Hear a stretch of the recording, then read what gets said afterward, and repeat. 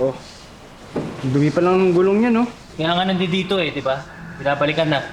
Eh kung umahanap kaya muna tayo ng kapalit nila Bobby at saka Jojo. Saan pa? Kaya naman natin eh. Sige, ikaw na gumawa niyan, pati neto. Kaya mo naman pala eh. Strike 2. Something. Sarap, di ba? Ang sarap nga. Pero grabe ka maglagay ng sili sa siomay. Mas maraming sili, mas masarap.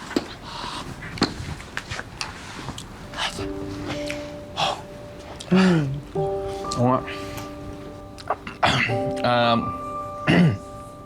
Rose, may gusto sana akong sabihin sa'yo eh. Ano? Na hindi ba talaga kayong anghang? Alam ko na yan, Marco. Alam kong sumasabay ka na sa tapang ng dila Pero ko. hindi ako mas matapang dila ko. Uy! Pinagpapawisan ka nga eh. Hindi, mainit Hindi pa lang. nga yung sobrang anghang eh. Rose, gusto kita. Gustong-gusto. Pwede ba kitang ligawan? O di ba ang tapang ng dila ko?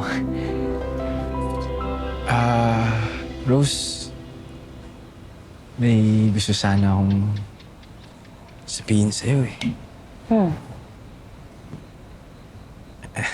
Actually, matagal ko na itong tinatago sa'yo eh. Huwag mo sabihin sa akin na may gusto ka sa akin. Kakalbuhin kita.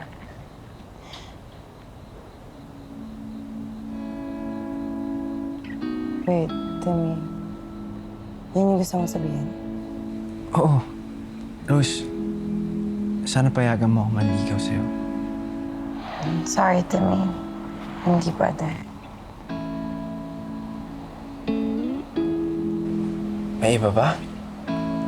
Hindi. Hindi ko lang kasi priority yun ngayon eh. And ayun din yung sinabi ko kay Marco. Ano? Iniligawan ka ni Marco? Well, nag-attempt siya, pero pinigilan ko na. Napagkasunduan namin na walang puporma sa'yo hanggat hindi tayo nakakagraduate ah. Ay, yun naman pala eh. Bakit? Tapos uunahan ako ng mokong na yun.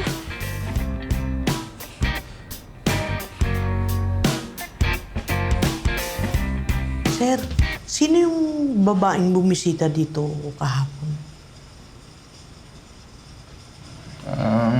Classmate namin ni Timmy Telorna.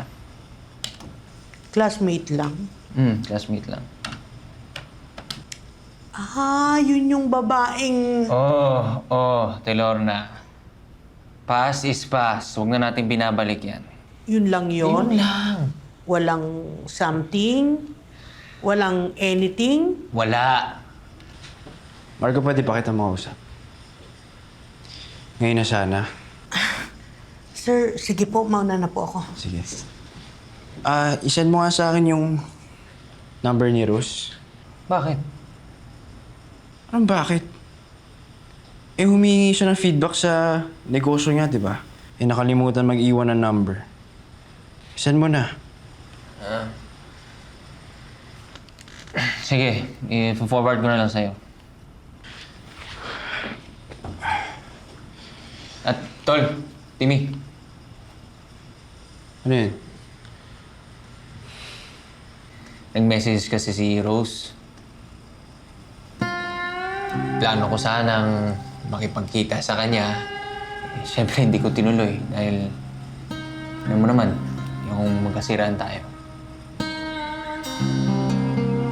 Sige, salamat. Salamat sa pagsabi.